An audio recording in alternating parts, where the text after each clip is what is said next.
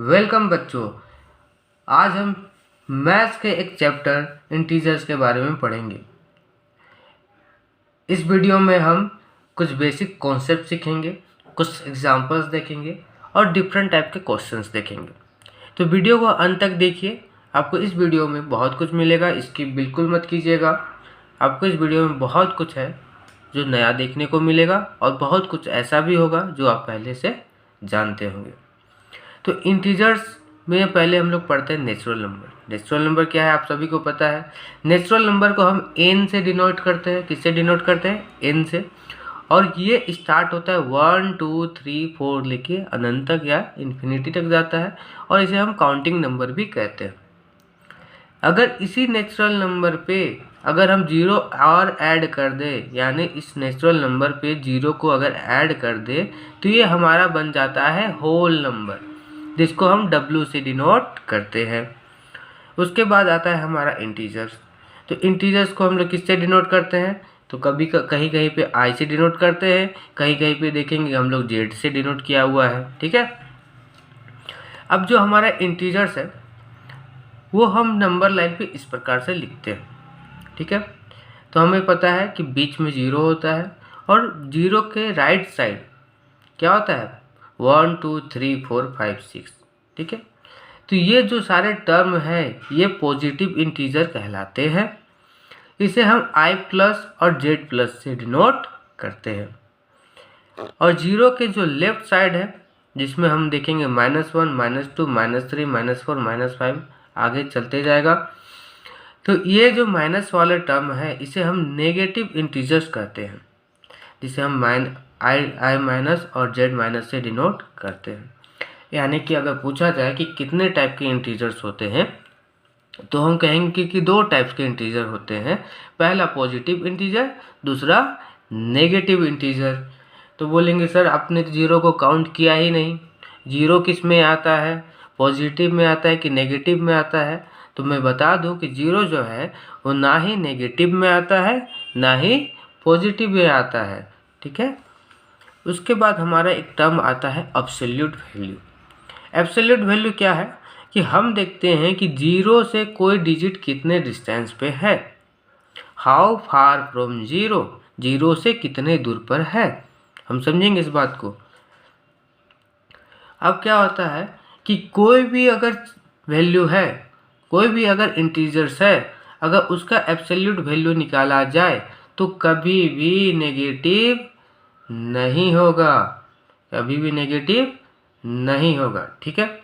जैसे कि देखते हैं हम, मान लीजिए, और इसको हम लोग डिनोट करते हैं, इस पार के इसको हम लोग मोड भी कहते हैं और हमको इससे डिनोट हम इसको करते हैं एब्सोल्यूट वैल्यू को।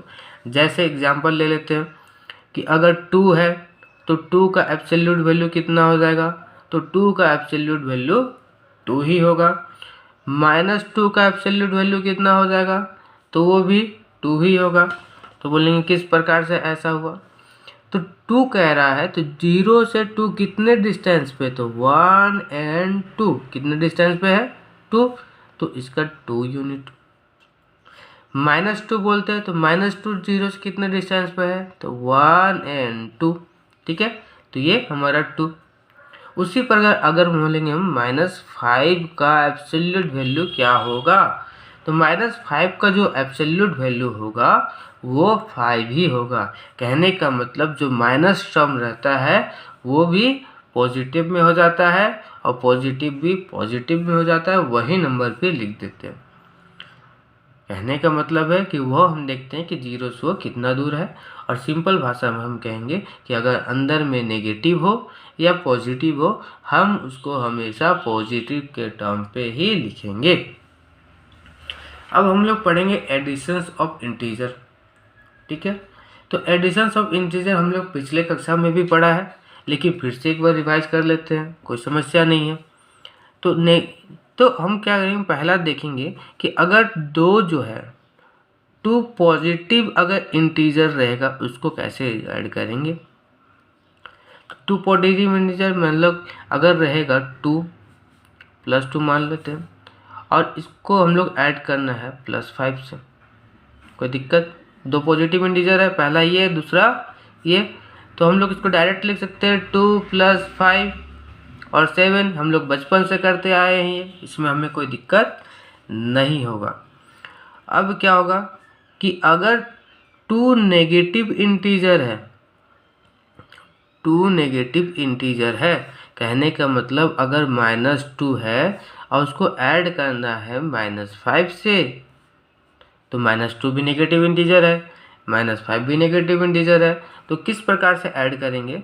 तो हम क्या करते हैं, हम अगर 2 नेगेटिव इंटीजर्स रहता है तो हम उसको डायरेक्ट ऐड कर देते हैं और बाहर में एक नेगेटिव का साइन लगा देते हैं।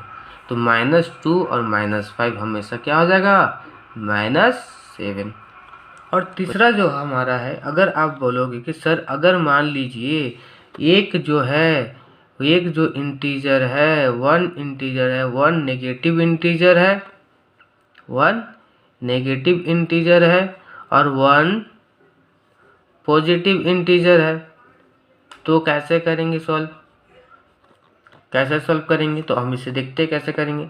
अगर मान लो कि यहाँ पे -2 एक है और एक पॉजिटिव इंटीजर 5 है, अगर हमको इसका एडिशन करना है तो हम किस प्रकार से करेंगे? तो हम क्या करेंगे, इसे सब्ट्रैक्ट कर देंगे। तो कितना हो जाएगा? 5 में 2 3, और जो भी दोनों में से जो बिगर संख्या है, तो बिगर नंबर कौन सा है? 5 है। बिगर नंबर कौन सा है? 5 है। और 5 पे कौन सा साइन लगा हुआ है? प्लस का, तो यहाँ पे प्लस का साइन लगेगा। अगर बोलेंगे नहीं सर कि 2 पॉजिटिव है और -5 हमारा नेगेटिव है, 2 पॉजिटिव है और -5 हमारा नेगेटिव है, तो भी हम इसको क्या करेंगे? 2 अपोजिट अगर इंटीजर है, एक पॉजिटिव और एक नेगेटिव, तो हमें इसको हमेशा क्या करना है? सब्सट्रैक्ट करना है। तो इससे सब्सट्रैक्ट करेंगे तो कितना आ जाएगा? 3। अब दोनों में से बड़ा कौन? तो 5। 5 में कौन सा सिंबल? तो माइनस, तो माइनस लगाएंगे। तो इस प्रकार से हम एडिशंस ऑफ इंटीजर्स को करेंगे।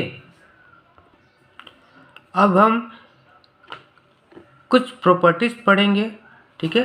किस चीज़ का पढ़ेंगे? तो properties of additions of integer. तो क्या क्या है प्रॉपर्टीज? तो पहला आता है closure properties. Closure properties basically कहता है क्या है, अगर दो नंबर a और b अगर इंटीजर है तो दोनों का एडिशन से जो नया इंटीजर बनेगा वो भी एक इंटीजर रहेगा। कहने का मतलब अगर -8 एक इंटीजर है, हमें पता है नंबर लाइन में आता है इंटीजर है, हमने पढ़ा था अभी। फिर अगर 5 भी यहाँ पे इंटीजर है, तो अगर दोनों का सम किया जाए, दोनों को ऐड किया जाए, तो जो नंबर आएगा वो भी इंटीजर होगा। तो हमने देखा था -8 भी इंटीजर था, 5 भी इंटीजर था और -3 भी एक क्या था? इंटीजर था। तो कहने का मतलब अगर a और b दो इंटीजर है, -8 और 5 अगर इंटीजर है, तो जो एडिशन होगा, जो सम होगा, जो न्यू टर्म बनेगा वो भी क्या होगा? एक इंटीजर होगा। कोई समस्या नहीं है इसमें। दूसरा आता है हमारा कम्यूटेटिव प्रॉपर्टी। कम्यूटेटिव प्रॉपर्टी बहुत ही ईजी है। कहता है कि a को अगर b से जोड़ा जाए तो वो बराबर होगा b से a को जोड़ने पे। कहने का मतलब अगर हम a को 2 मान लेते हैं और b को अगर हम 3 मान लेते हैं, तो क्या होगा कि ये 2 और 3 को जोड़ने पे, 3 और 2 को जोड़ने पे जो आंसर आएगा वो हमेशा इक्वल होगा। 2 और 3 5, 3 और 2 5। तो इसी प्रॉपर्टीज को हम लोग बोलते हैं कम्यूटेटिव प्रॉपर्टीज। कोई समस्या इसमें नहीं है। दूसरा आता है हमारा एसोसिएटिव प्रॉपर्टीज। इसमें क्या कहता है कि a और b को जोड़ दिया जाए, फिर जो आए उसमें c को जोड़ दिया जाए, तो वो बराबर होगा किसके? a को अगर जोड़ दिया जाए b और प्लस c के, जो आंसर आएगा उससे। कहने का मतलब अगर हम यहाँ पे a को 2 मान लेते हैं, आप कुछ भी मान लीजिए, कुछ से कोई दिक्कत नहीं है। b को हम यहाँ 3 मान लेते हैं और c को यहाँ हम 4 मान लेते हैं। तो कहने का मतलब अगर 2 को 3 से ऐड किया जाए, 2 को 3 से ऐड किया जाए और जो सॉल्यूशन आएगा, जो आंसर आएगा, उसमें अगर 4 को ऐड किया जाए तो वो बराबर होगा किससे? 2 + ब्रैकेट 3 + 4 करके देखते हैं हम। 2 + 3 कितना हुआ 5 + 4, फिर यहाँ पे 2, 4 + 3 7, 5 + 4 9 और 7 2 + 2 9, तो 9 = 9। तो हमारा जो ये प्रॉपर्टीज था वो सेटिस्फाइड करता है, इसमें कोई समस्या नहीं है। तो इस प्रॉपर्टी को हम लोग बोलते हैं एसोसिएटिव प्रॉपर्टी। प्रॉपर्टीज़ के नाम याद रखना इंपॉर्टेंट है। आप करोगे प्रॉब्लम सॉल्व तो याद होते जाएंगे, इसमें कोई समस्या नहीं है, ठीक है, कोई बड़ी बात नहीं है। आप बहुत अच्छे बच्चे हो, आप लोग याद कर लोगे। अब क्या है एग्जिस्टेंस ऑफ एडिटिव आइडेंटिटी, कहने का मतलब कि अगर किसी नंबर पे, किसी इंटीजर पे अगर हम किसी एक चीज़ को जोड़ते हैं और वही चीज़ आ जाता है, कहने का मतलब अगर a को जोड़ा जाए किसी नंबर से और a ही मिले तो जिस नंबर से जोड़े हैं वो हमारा क्या है एडिटिव आइडेंटिटी है। जैसे कि अगर a में हम 0 जोड़ेंगे या 0 में हम a जोड़ेंगे तो हमेशा हमको क्या मिलेगा a ही मिलेगा। तो यानी a का जो प्रॉपर्टी है वो चेंज नहीं हो रहा है, a हमेशा a ही है, तो इसको हम क्या बोलेंगे ये हमारा एडिटिव आइडेंटिटी है, ठीक है। 0 क्या है, जैसे कि अगर 3 + 0 कर देते हैं, 3 में अगर हम 0 को ऐड कर देते हैं तो भी 3 आएगा, और अगर 0 में हम 3 को ऐड कर देते हैं तो भी 3 आएगा। यानी 0 को ऐड करने से इसका आइडेंटिटी चेंज नहीं होता है, वो जो है वही रहता है, तो इसको हम लोग बोलेंगे एडिटिव आइडेंटिटी। कोई दिक्कत है तो कमेंट में बताइएगा। वीडियो अगर आपको अच्छा लगा तो भी कमेंट में बताइएगा, और लाइक सब्सक्राइब आप लोग कर ही दीजिएगा, तो मेरे को पता है। Thank you. अब क्या है एग्जिस्टेंस ऑफ एडिटिव इनवर्स। अब जैसे कि हम लोग पढ़े थे कि यहाँ पे एडिटिव आइडेंटिटी था, अब एडिटिव इनवर्स है। बच्चे कंफ्यूज होते हैं, क्लियर रखिएगा। एडिटिव आइडेंटिटी मतलब अगर किसी नंबर को जोड़ेंगे तो उसका आइडेंटिटी चेंज नहीं होगा। और इनवर्स में क्या होता है, अगर मान लीजिए कोई नंबर है, अगर उसमें क्या जोड़ दिया जाए तो ये 0 आ जाएगा, तो जो जोड़ा जाता है उसे हम कहते हैं एडिटिव इनवर्स। कहने का मतलब अगर 3 है उसमें क्या जोड़ेंगे तो 0 आ जाएगा, तो बोलोगे सर -3, क्या बोलोगे -3, तो 3 का जो एडिटिव इनवर्स है वो क्या हो जाएगा -3, क्या हो जाएगा ये एडिटिव इनवर्स हो जाएगा ये, ठीक है। अगर उसी तरह बोलेंगे सर 5 है तो 5 में क्या जोड़ेंगे तो 0 आ जाएगा, तो तुम लोग बच्चे लोग बोलेंगे कि -5, तो 5 का एडिटिव इनवर्स क्या हो जाएगा तो -5 हो जाएगा। अगर कोई नंबर है -3 उसमें क्या ऐड करेंगे तो ये 0 आ जाएगा, तो बोलोगे सर 3 ऐड करेंगे, तो -3 का जो एडिटिव इनवर्स होगा वो 3 होगा, ठीक है, कोई दिक्कत नहीं है। बच्चों अब हम पढ़ेंगे properties of subtraction of integers. तो इंटीजर्स के हम लोग अभी तक पढ़े थे एडिटिव का प्रॉपर्टी, एडिशन का प्रॉपर्टी, अब सब्ट्रैक्शन का प्रॉपर्टीज हम लोग पढ़ेंगे। तो जैसे कि उसमें पहले क्लोजर आया था, तो इसमें भी पहले क्या आएगा क्लोजर आएगा। क्लोजर में क्या कहा है इसमें कि ये सेम टू सेम जो एडिशन में था उसी प्रकार से होगा। कहने का मतलब उसमें क्या था एडिशन में, तो एडिशन में क्या था कि अगर a और b एक इंटीजर है तो ऐड करेंगे तो वो भी क्या आएगा नंबर इंटीजर आएगा। तो उसी तरह अगर इसमें a और b इंटीजर है और इसको सब्ट्रैक्ट करेंगे तो भी a एक इंटीजर आएगा। लेकिन जब बात कम्यूटेटिव की आ जाती है तो ये प्रॉपर्टी सब एडिशन से अलग हो जाता है। उसमें क्या बोला था कि a + b = b + a, आप लोग याद कीजिए, अभी तुरंत बताया है मैंने। लेकिन ये इक्वल होता है, लेकिन जब हम सब्ट्रैक्ट करेंगे तो ये इक्वल नहीं होगा। कहने का मतलब अगर 2 - 3 है वो कभी भी बराबर नहीं होगा 3 माइनस 2 से। होगा क्या, करके देखे। ठीक है, 2 माइनस 3 तो क्या हो जाएगा -1, और 3 माइनस 2 क्या हो जाएगा 1। तो क्या -1 1 से इक्वल है, तो बोलेंगे नहीं सर ये इक्वल नहीं है। तो हमारा प्रॉपर्टी कम्यूटेटिव प्रॉपर्टी क्या होगा सब्सट्रैक्शन के लिए, a minus b is never equal to, does not equal to b minus a।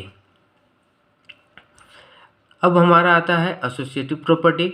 हमारा एसोसिएटिव प्रॉपर्टी किसका है, सब्सट्रैक्शन का है। हमने अभी पढ़ा था वो एडिशंस का पढ़ा था। एडिशन में क्या पढ़ा था, a plus b plus c is equal to a plus b plus c, ऐसा कुछ पढ़ा था। ठीक है, यहाँ पे क्या था, ये इक्वल था, लेकिन जब हम सब्सट्रैक्शन की बात करेंगे तो इक्वल नहीं आएगा। करके देखे, ए को हम लोग क्या मान लेते हैं 2, बी को मान लेते हैं 3 और सी को मान लेते हैं 4। कोई दिक्कत नहीं है। अब क्या होगा, ये इक्वल नहीं होगा। किससे इक्वल नहीं होगा, किससे, तो 2 माइनस 3 माइनस 4 से। करके देखते हैं हम लोग, करके देखते हैं क्या होता है। तो 2 माइनस 3 तो ये हो जाएगा -1 और ये हो जाएगा -4। इधर करेंगे सॉल्व तो क्या हो जाएगा, इसको कर लेते पूरा, तो ये हो जाएगा हमारा -5। अब हम इसे सॉल्व करेंगे। नेक्स्ट हमारा टर्म है, अब देखते हैं क्या कर कि 3 माइनस 4 हमेशा क्या हो जाएगा -1, और ये ब्रैकेट में है और ये 2 है, माइनस माइनस प्लस हो जाएगा तो 2 + 1 और ये हमारा हो जाएगा 3। ठीक है, तो -5 क्या 3 से इक्वल है, तो बोलेंगे नहीं ये इक्वल नहीं है। ठीक है, और ये भी इक्वल नहीं है। तो ये हमारा जो प्रॉपर्टीज़ है जो बोला हुआ था ये हमारा क्या होता है, सही हो जाएगा। ठीक है, अब हम डायरेक्ट आते हैं क्वेश्चंस पे। क्वेश्चन सॉल्व करते हैं, कुछ अच्छे क्वेश्चंस से कुछ क्वेश्चन सॉल्व करते हैं, उसके बाद हम आगे फिर पढ़ेंगे। तो पहला जो क्वेश्चन है वो है there are 2 integers x and y such that s and t are their additive inverse. तो कह रहा है 2 इंटीजर है, कौन कौन से इंटीजर है, x है और एक y है, और s का एक एडिटिव इनवर्स है वो है s, और y का है वो है क्या है t। ठीक है, देन हम लोग क्या फाइंड करना है, मोड x मोड y, यानी कि हम लोग absolute value of x y s और t। ठीक है, तो हम लोग को पता है कि अगर x अगर 2 होगा तो इसका एडिटिव इन्वर्स क्या होगा, बता सकते हो, क्या जोड़ेंगे तो ये 0 आ जाएगा। तो बोलोगे सर -2। ठीक है, अगर ये y हमारा अगर 3 है तो क्या ऐड करेंगे तो 0 आ जाएगा। तो बोलोगे सर -3, यानी जो नंबर है उसका जस्ट अपोजिट है, बस साइन जो है हमारा अपोजिट होगा। नंबर सेम होगा, साइन अपोजिट होगा, वही हमारा एडिटिव इन्वर्स होता है। ठीक है, यानी कि x जो है वही s है, लेकिन सिर्फ उसका जो साइन होगा वो अपोजिट होगा।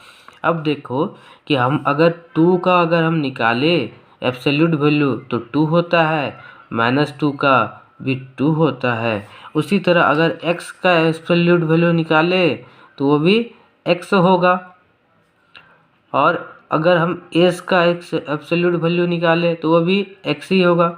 यानी दोनों s ले लो या दोनों x ले लो, कोई दिक्कत नहीं है, क्योंकि दोनों का वैल्यू तो सेम ही आता है।